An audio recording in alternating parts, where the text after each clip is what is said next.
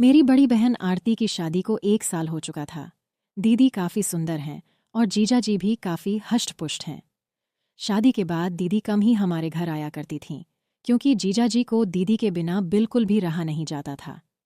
दीदी और जीजा जी एक दूसरे से बहुत प्यार करते हैं और एक दूसरे के बिना नहीं रह सकते। ये बात मुझे उस दिन समझ में आई जब दीदी दिवाली पर हमारे घर आई हुई थीं।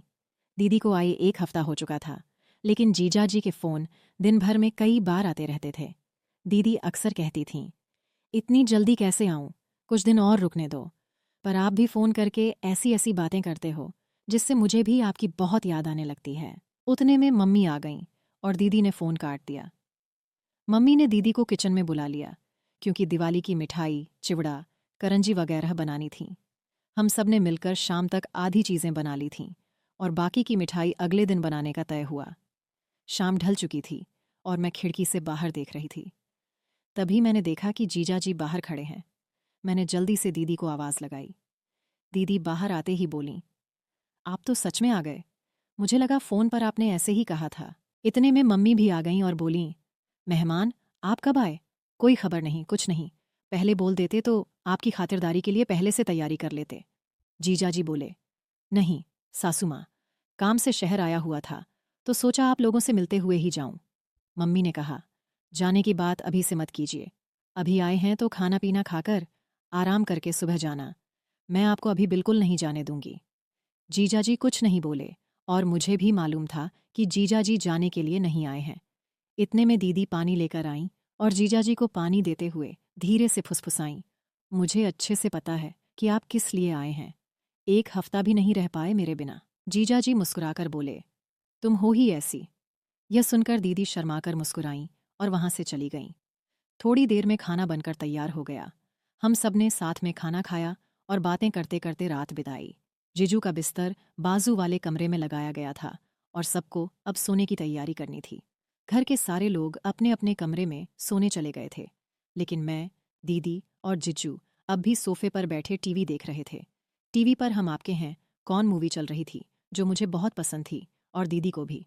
थोड़ी देर में जीजू ने उबासी लेते हुए कहा, बाप रे, मुझे तो बहुत नींद आ रही है। दीदी ने मन ही मन मुस्कुराते हुए जवाब दिया, तो फिर जाइए ना, बाजू वाले कमरे में आपका बिस्तर लगा दिया है, आराम कर लीजिए। मैं मूवी देखकर बाद में आ जाऊंगी। जीजू का चेहरा देखने लायक था। वो थोड़ा खींचकर कमरे की ओर चले गए। मुझे और दीदी को हंसी आ रही थी, लेकिन हमने कुछ नहीं कहा। हम दोनों मूवी देखने में लगे हुए थे। कुछ देर बाद दीदी ने मुझसे कहा, छोटी, मुझे भी अब नींद आ रही है, मैं सोने जा रही हूँ। मैंने तुरंत कहा, दीदी, अगर तुम भी चली जाओगी तो मुझे डर लगेगा। तुम्हें पता है ना, रात में मुझे अकेले डर लगता है। दीदी थोड़ा ठिठकीं और बोलीं, ठीक है, थोड़ी देर रुक जाती हूँ। उसी वक्त जीजू ने कमरे से आवाज़ लगाई, आरती, पानी चाहिए। दीदी ने तुरंत कहा, रुको, छोटी, मैं तुम्हारे जीजू को पानी देकर आती हूँ। मैंने कहा, ठीक है, पर जल्दी आना। दीदी किचन से पानी की बोतल लेकर जीजू के कमरे में चली गईं। मैंने सोचा, अभी आएगी, अभी आएगी। लेकिन 5 मिनट बीत गए और पूरे घर में मुझे कोई नजर नहीं आया। डर के मारे मैंने दीदी को आवाज़ दी। थोड़ी ही देर में दीदी कमरे से बाहर आईं। उनकी साड़ी थोड़ी अस्त व्यस्त थी, बाल बिखरे हुए थे और सांसें तेज चल रही थीं। मैंने घबराकर पूछा, दीदी, इतनी देर क्यों लगा दी? मुझे डर लग रहा था। दीदी ने हंसते हुए कहा, अरे, वो कुछ नहीं। तुम्हारे जीजू को बहुत प्यास लगी थी, इसलिए पानी देने में थोड़ा समय लग गया। इतने में जीजू कमरे से बाहर आए और बोले, अरे, मेरे फ़ोन की बैटरी खत्म होने वाली है, क्या तुम मेरे लिए चार्जर ला दोगी? दीदी ने जवाब दिया, ठीक है, देखती हूँ, आप यहीं रुकिए। लेकिन जीजू ने कहा, अरे, तुम देखो, मैं कमरे में वेट करता हूँ। यह कहते हुए वे वापस कमरे में चले गए। दीदी मेरे कमरे में गई और वहां से मेरा फ़ोन चार्जर उठाकर जीजू को देने उनके कमरे में चली गईं। मैंने सोचा कि चार्जर देकर वो तुरंत वापस आ जाएंगी, लेकिन थोड़ी देर बीत गई और दीदी का कोई अता पता नहीं था। मैंने एक बार फिर से दीदी को आवाज़ दी, लेकिन कोई जवाब नहीं आया। मैं समझ गई कि शायद दीदी चार्जर लगाकर फ़ोन की चार्जिंग में व्यस्त होंगी। थोड़ा डर भी लग रहा था, इसलिए मैंने टीवी बंद किया और अपने कमरे में सोने चली गई। लेकिन मुझे नींद नहीं आ रही थी। बिस्तर पर लेटकर मैं अपना फ़ोन चलाने लगी। आधे घंटे बाद मेरा फ़ोन डेड हो गया। उसकी बैटरी ख़त्म हो चुकी थी। अब मैं इधर उधर चार्जर ढूंढने लगी, लेकिन याद आया कि मेरा चार्जर तो दीदी ले गई हैं। अब मैं असमंजस में थी, क्या चार्जर लेने के लिए जाऊं या नहीं। नींद तो वैसे भी नहीं आ रही थी और बोरियत भी हो रही थी। मैंने सोचा कि शायद चार्जिंग अभी शुरू ही हुई होगी। मन ही मन मैंने तर्क किया कि आजकल के फास्ट चार्जर कितनी जल्दी फ़ोन चार्ज कर देते हैं।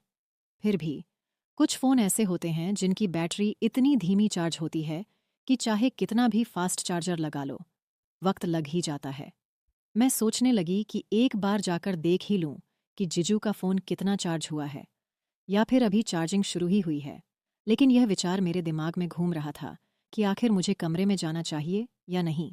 मुझे बोरियत महसूस हो रही थी और फ़ोन के बिना समय काटना मुश्किल लग रहा था।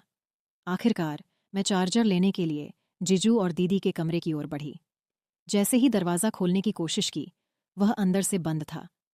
खिड़की भी पूरी तरह से अंदर से बंद थी, लेकिन कमरे के अंदर से हल्की रोशनी बाहर आ रही थी, जो कांच की खिड़की से दिख रही थी। मैंने सोचा, सो तो नहीं गए होंगे। कुछ पल ठिठकी, फिर दीदी को आवाज़ लगाई। पहली बार कोई जवाब नहीं आया। दूसरी बार फिर आवाज़ दी, तब दीदी की आवाज़ आई, क्या है? क्यों परेशान कर रही है इस टाइम पर? मैंने कहा, दीदी, वो मेरा फ़ोन चार्जर अंदर रह गया है। मेरा फ़ोन बंद हो गया है, चार्जिंग करनी है। जीजू का फ़ोन चार्ज हो गया हो तो मुझे चार्जर दे दो। दीदी ने थोड़ी खींच भरी आवाज़ में कहा, अरे, नहीं हुआ है फ़ोन चार्ज। तुम्हारे जीजू के फ़ोन को चार्ज होने में काफ़ी समय लगता है। चार्जिंग तो अभी अभी शुरू हुई है। तुम जाकर सो जाओ, परेशान मत करो। मैंने कहा, दीदी, बस 10 मिनट के लिए चार्जर दे दो। मेरा फ़ोन फास्ट चार्जिंग करता है। दीदी ने जवाब दिया, ठीक है बाबा, लाती हूँ। तू अपने कमरे में जा। मैं अपने कमरे में लौट गई। थोड़ी देर बाद दीदी चार्जर लेकर आईं और बोलीं, ये ले तेरा चार्जर, अब परेशान मत कर। जैसे ही मैंने चार्जर लिया, मेरी नज़र दीदी पर पड़ी। मैंने हैरानी से पूछा, दीदी, आपने ये क्या पहना है? ये तो जीजू का शर्ट है। आप तो साड़ी में थी ना? दीदी ने झेंपते हुए कहा, चुप बैठ, मैं जा रही हूँ। यह कहकर दीदी वापस कमरे में चली गईं। मैंने चार्जर से अपना फ़ोन चार्ज करना शुरू कर दिया। सिर्फ 15 मिनट में मेरे फ़ोन की काफ़ी बैटरी चार्ज हो गई थी। मैंने सोचा, चलो, अब चार्जर वापस दे आती हूँ। अगर दीदी सो भी रही होंगी तो मैं खुद जीजू का फ़ोन चार्जिंग पर लगा दूंगी। मैं चार्जर लेकर दीदी और जीजू के कमरे की ओर गई। इस बार दरवाज़ा थोड़ा सा खुला हुआ था। शायद दीदी जल्दी में बंद करना भूल गई होंगी। जैसे ही मैंने दरवाज़ा खोला और अंदर कदम रखा, मेरे सामने ऐसा नज़ारा था जो मैंने अपनी ज़िंदगी में कभी नहीं देखा था। मेरी आंखें फटी की फटी रह गईं।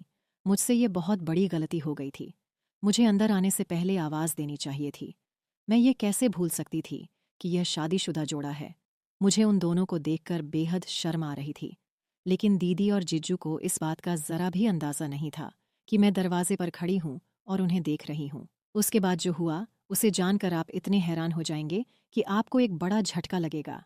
कहानी का अगला भाग जानने के लिए तैयार रहिए। अगर आपको यह पहला हिस्सा अच्छा लगा तो हमें कमेंट्स में ज़रूर बताएं। कहानी के दूसरे भाग को जल्द ही लाने की कोशिश करूंगी। बस एक लाइक कर दीजिए और मेरा काम है कहानी का अगला हिस्सा आप तक पहुंचाना। वीडियो पर 1000 लाइक्स होते ही पार्ट 2 आ जाएगा। तब तक के लिए बाय।